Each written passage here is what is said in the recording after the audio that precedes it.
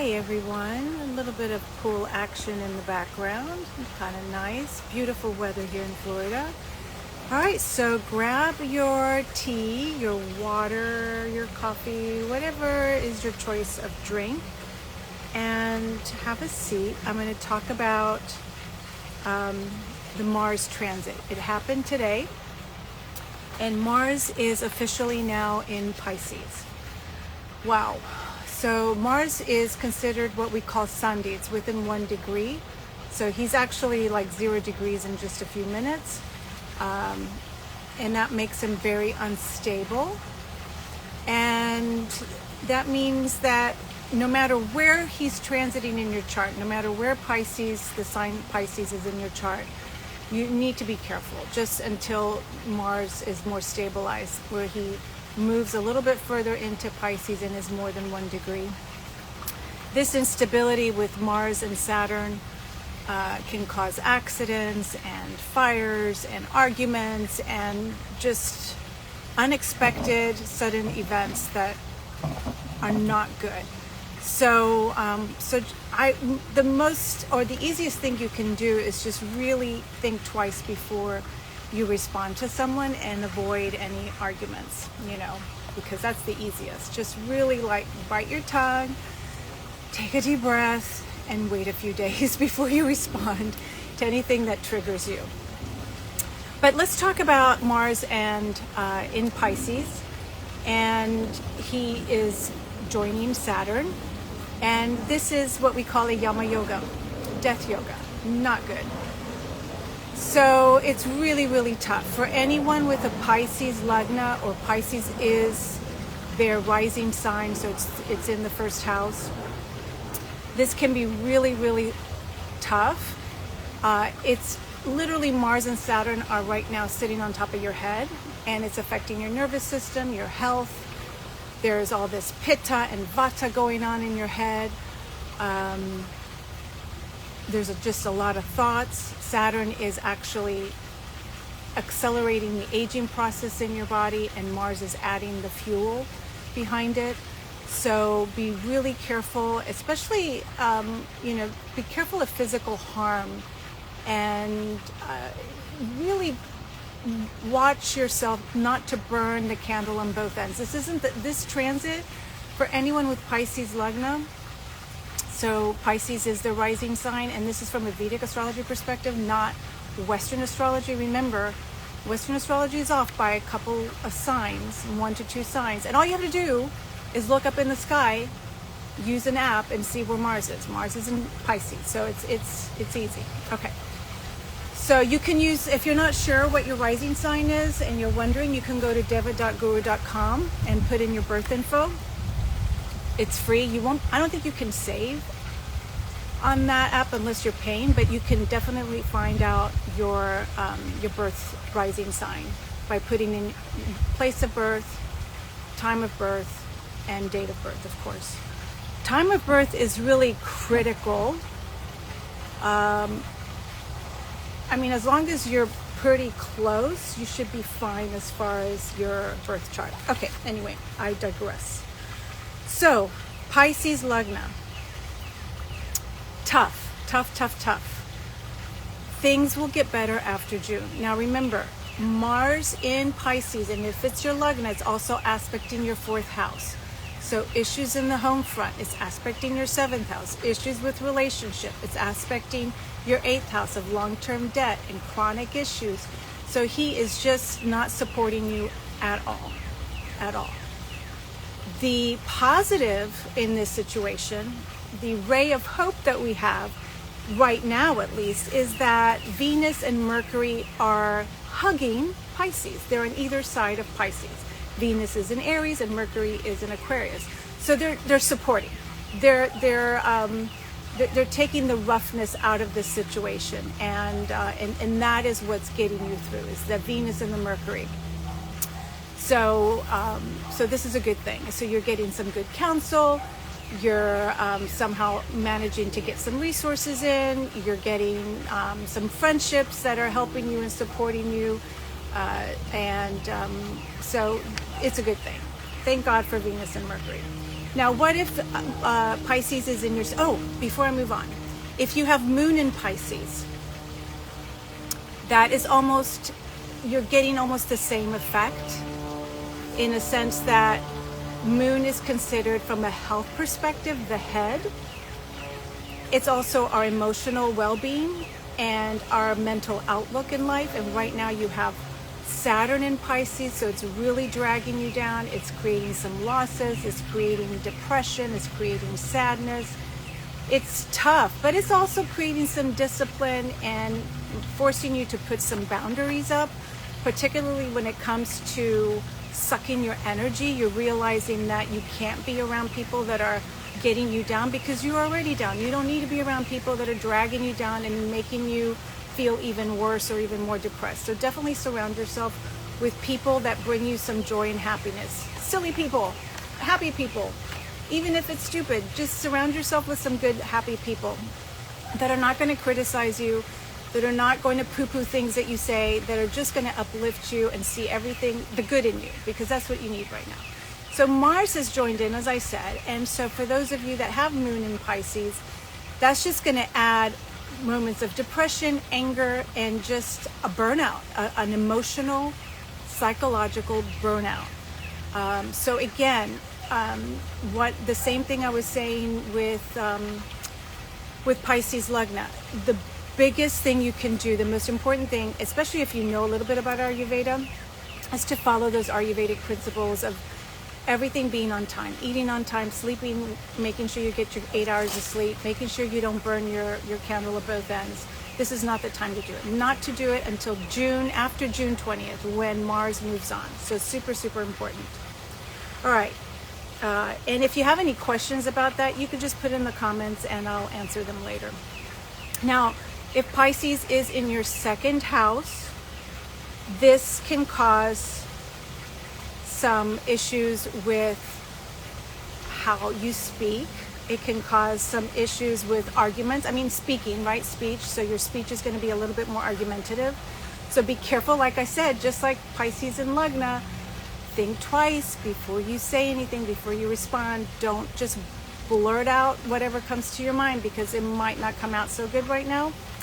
You have to be careful of thieves. That's what the ancient texts tell us. Muhurta Chintamani talks about this, Mars in second house. Be careful of thieves, fire, and government. So if you owe any money to the government, make sure you're careful. Now, for anybody with Pisces in the third house, oh my gosh, this is a great transit for you. There's basically three houses.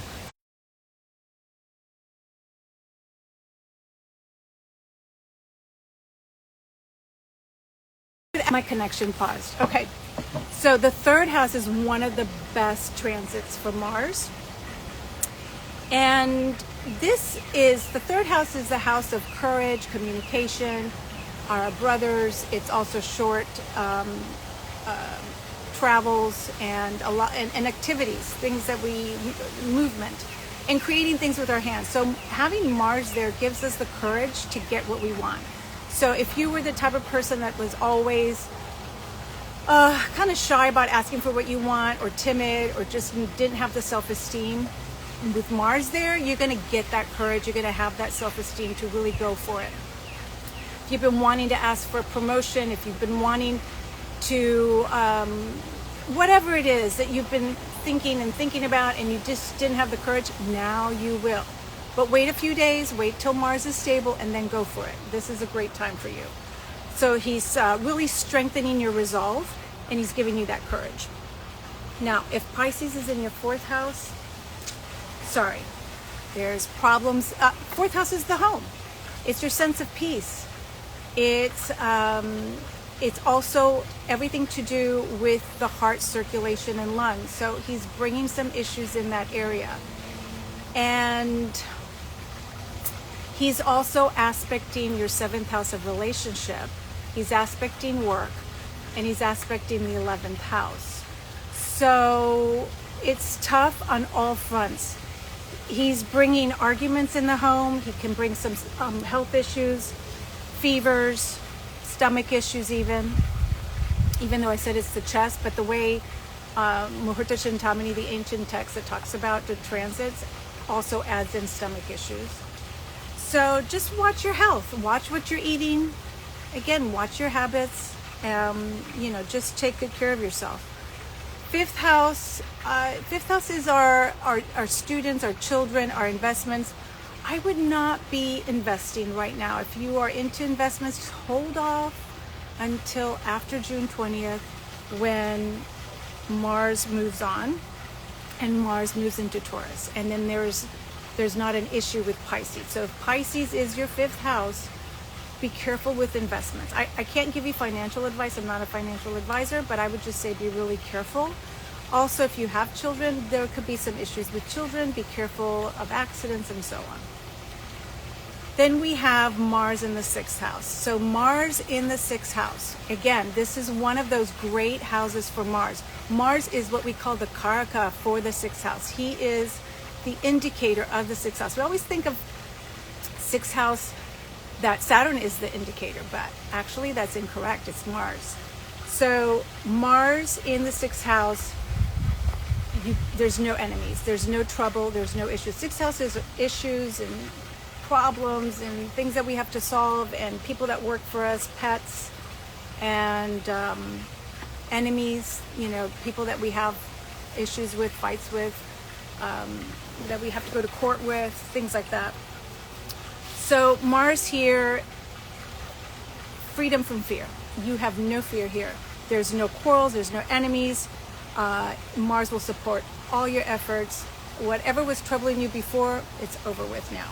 So enjoy this transit. This is a really good one for you. Lucky you. This is excellent. Now, when Mars moves into your seventh house,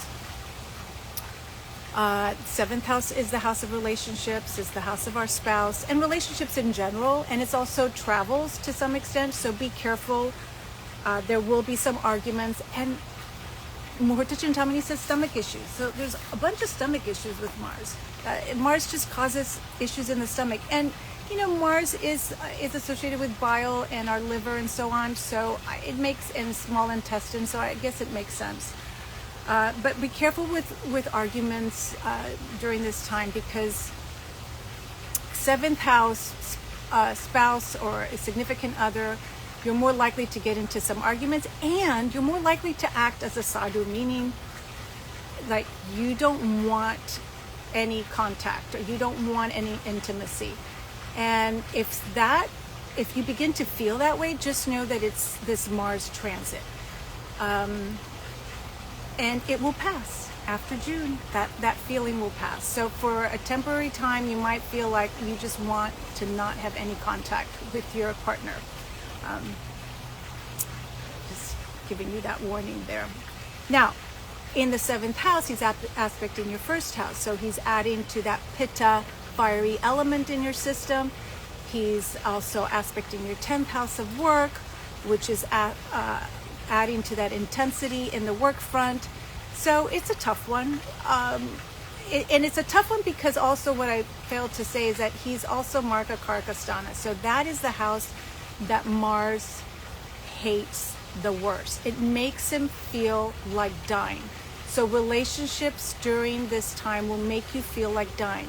Being with your partner may make you feel like dying. You just want out.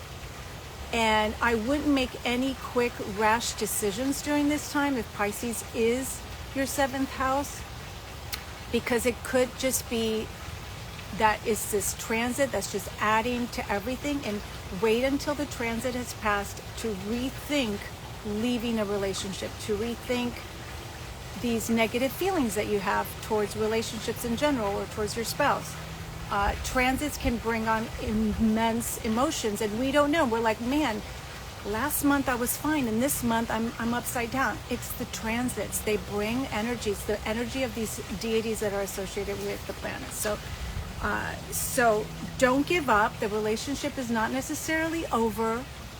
If you're not going crazy, it's just Mars in the seventh house, which is his worst placement.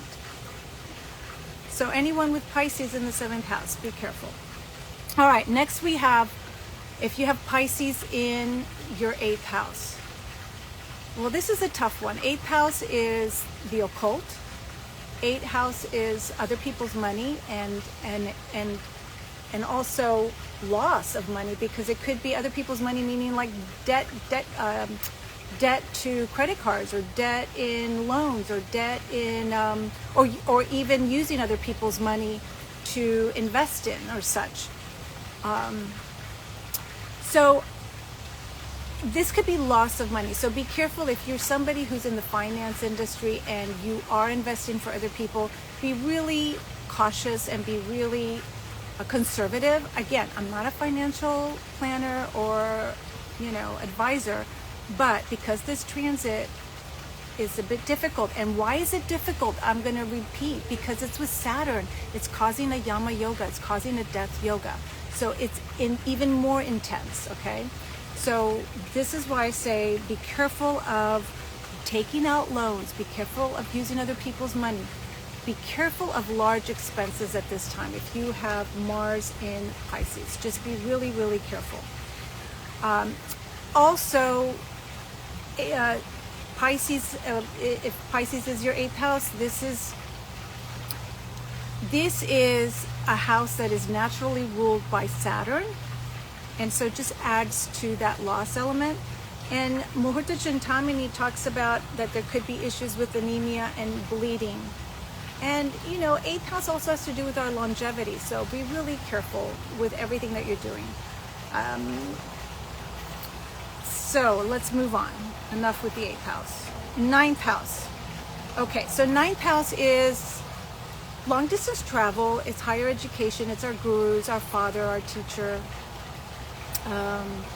And it's our house of luck, our dharma, and our bhagya, so it's the luck.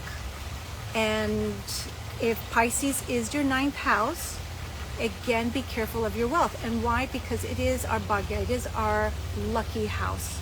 And it can also bring weakness, because in the natural zodiac, if we start with Aries, the 9th house has to do with our legs. So it could just bring some weakness. It can also bring delay, in particular and with Saturn there, even more delays. Saturn just slows everything down to a standstill. Even more delays in things like finishing up your education or starting your higher education, and for religious travels, because the 9th house is related to religious pilgrimages, so to speak. And again, it gives exhaustion. So, 8th house and 9th house transit of Mars can cause some issues with anemia, exhaustion, and therefore, so it could affect your blood. So you might want to run some blood tests if you feel like you're overly exhausted or there's something going on. It doesn't hurt to get some blood tests during this time. Make sure everything's okay.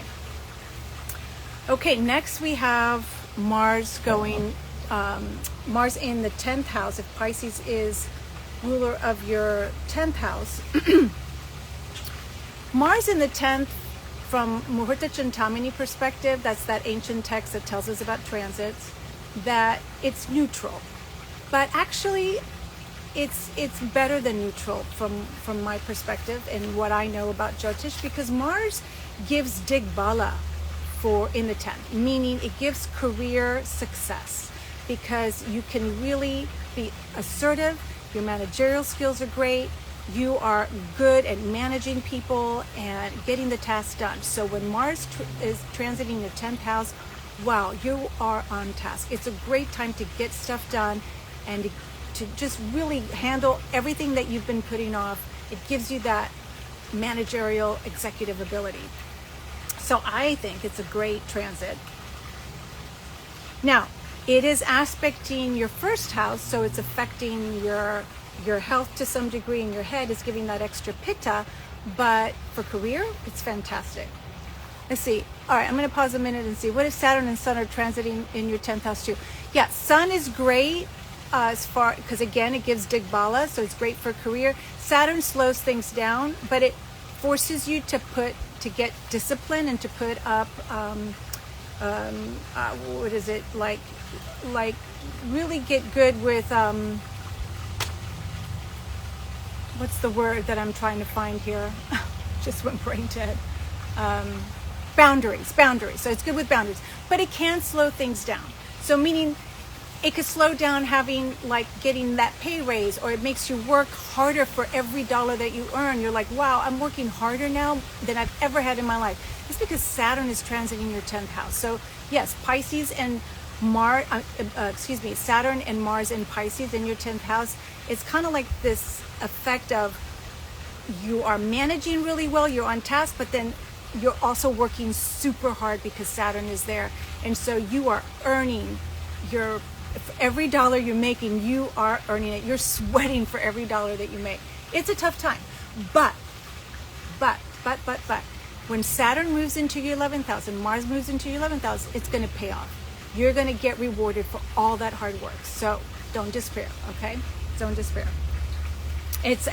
You're actually putting in, you are planting the seeds for what is coming. So continue working hard. Don't give up. Don't. And that's what I say, that this Mars Saturn, it's a death yoga. We feel like we're dying in that area of life. It just feels like it's shot. It's cursed. It's like where is it going? But it's a temporary thing. And if you just stay on task and keep yourself positive, you'll actually reap the rewards, because these planets will move on. And then they'll be, when Saturn is in the 11th house, it's one of its best houses. It will really reward you for all the hard work you put in. So, and now moving on, Mars in the 11th house, again, this is absolutely the best house for Mars. So Pisces is your 11th house. Oh my God, you are so lucky. You've had Mars in your 10th. You know what I'm talking about. You know, you've been like, okay, task manager, intense, workaholic, just, okay. Mars is intense. Mars is almost as intense as Saturn, almost as hardworking as Saturn. There's just more fiery, more mental fire going on, more pitta. Saturn is more vata, slow, but also pretty strong, believe it or not, very strong and really hardworking. Anyway, so Mars in the 11th house, fantastic. Increased wealth, victory, power. Muhurta Chintamani says you're going to have all the things. Victory. So celebrate.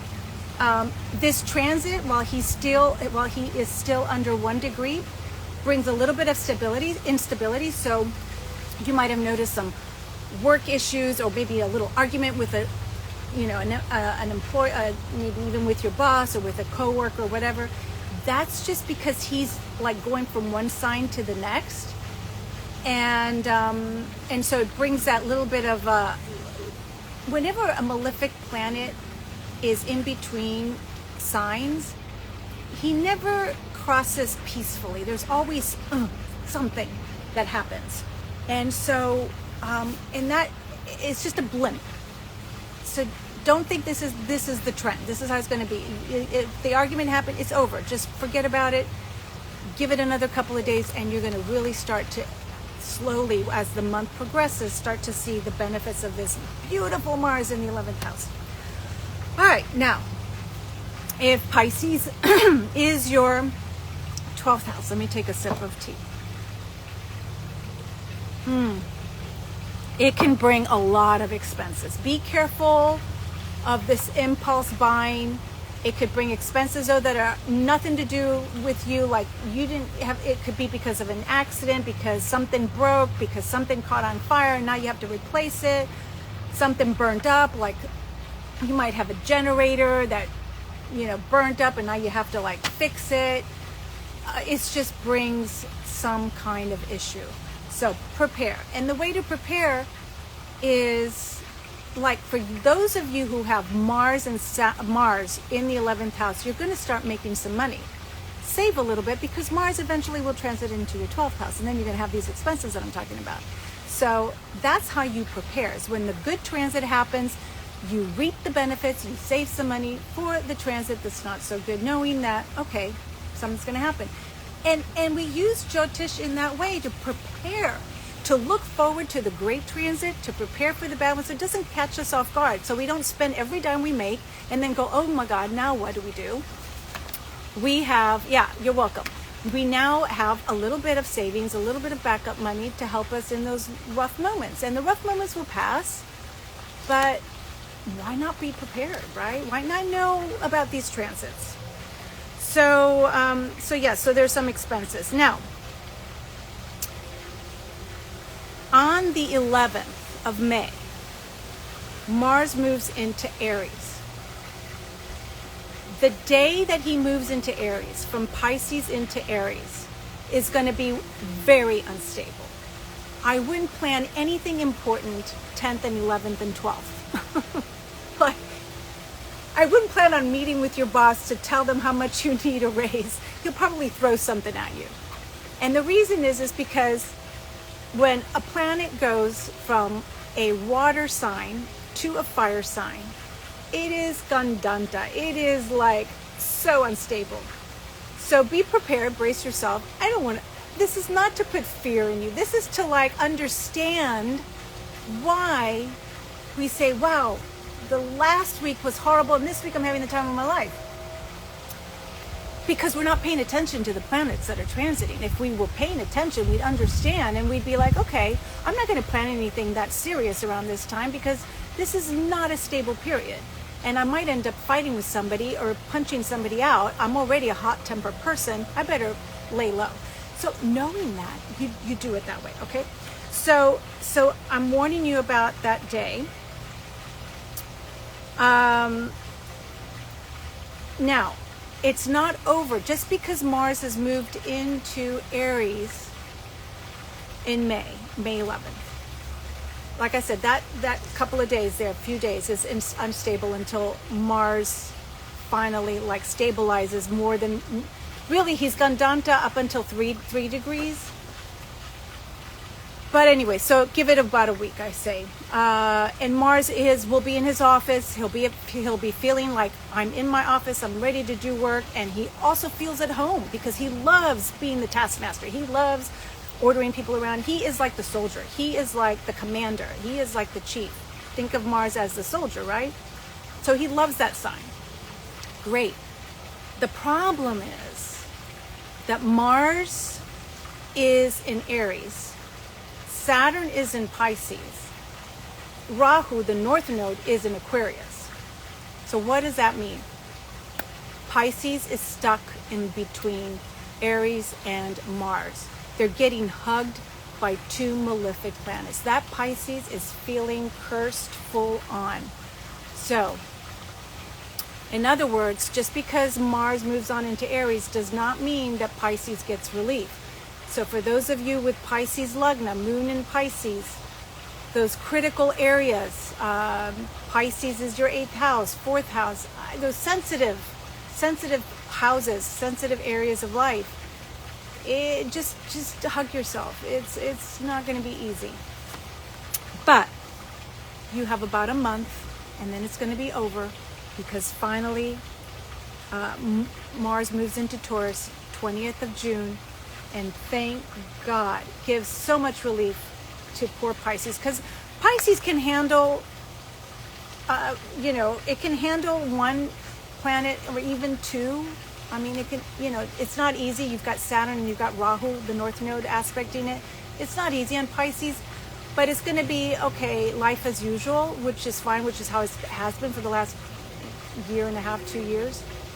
But to have a third malefic on it, Mars on top of it, then Mars on the other side of it, it's tough. And Mars is a tough planet. It's a fiery planet. I mean, and you're adding fire to this wind. It's like the fires of California. It's like crazy. So after June 20th, relief, finally. All right. So I just wanted to update you a little bit of what's coming up. I don't talk about transits a lot, but this is an important one. I'm in Sati, Moon in Pisces. Oh, I'm in it too. I hear you. In the 5th, Mars and Saturn in the 12th. What things should I do or not do during this period? Oh my God. Wait, I'm in Sati, Moon in Pisces in the 5th house. Mars and Saturn in the 12th. Wait, what is your... So what is your Lagna Lord? I mean, your Lagna sign. What is your Lagna? But listen, in general, Sati Sati, what I want you to know, they all say Sati Sati, Sati Sati. Oh my God, that's horrible. Moon, Saturn transiting over the moon. We have to look at the Varga chart, the divisional chart D9. Oh, Scorpio. Okay, so 5th house. So, well, yeah, it's tough, and that's the area of investments, that's the area of children. I mean, if you're trying to get pregnant, not a good time. I would wait. If you have children, this could be a little bit tough right now. Investments are tough. If you have students, it's tough. Education right now, it's tough. There are losses that can happen. Yeah, it's a tough period. And decision-making ability. It's tough for you to make good decisions right now. Your head's not in a good space. But what I want you to know is that this Sati Sati is not that bad, because the Sati Sati that affects our health, that can bring a lot of loss and health problems, is the one that is when Saturn is transiting forth from our moon in the divisional chart of the D9, or when Saturn is transiting over the moon in the D9. That's the divisional chart D9. Definitely wait till Saturn is no longer. Saturn delays. So Saturn delays a lot. So I would wait till Saturn moves on, and then try. I wouldn't try now, because if you have Rahu aspecting, you have Mars transiting in there, and you have Saturn. If you try, I mean, I'm sorry, but there could be a loss, there could be miscarriage, it's difficult with this transit. This transit doesn't allow for that. It's really, really difficult. So I would wait. That's my opinion. I would definitely wait. Why? And even the whole experience and the anguish is not going to be worth it. So it's just to put yourself at peace and just wait. Yeah, you're welcome. So, but again, the Sati Sati of the birth chart is not as bad as we make it out to be as the Sati Sati of the divisional chart, the D9. And that is, the D9 is the chart that is of the 9th house of our luck, of Bhagya, and it's also the house of our spouse and how our life pans out over the future. So that, to get the D9, we have to know the exact time, and we rectify the chart. There's many ways to rectify the chart. So if you're not sure about the time, you're close. If you're close, there's many ways we can rectify the chart. All right, any other questions? Okay. All right, and remember, for those of you, if you're catching the replay here, for those of you that are Ayurvedic practitioners, I don't know how much longer I'm going to be doing this, honestly, because, getting busy, and really, I really want to, but I'm offering my consultations for just, it's $108 for the initial, and then $60 for follow-up. So it's so affordable for all Ayurvedic practitioners, students out there. If you have questions about your chart, about your patient's chart, whatever, and you are an Ayurvedic practitioner / student, please reach out. But I don't know how much longer I can do this. Really, it's not that sustainable. Life is getting really expensive. I might have to raise the price or just not offer it anymore. But I do want to offer it for Ayurvedic practitioners, because I want you guys to see how useful and how important understanding the science of time. This is a limb of the Vedas. Jyotish is the eyes of the Vedas. It's so important to understand this. All right, you guys have a great rest of your week. And if you have questions, you can DM me, you can put it in the comments, you can send me an email. I'm here, I'm accessible. Reach out. Take care.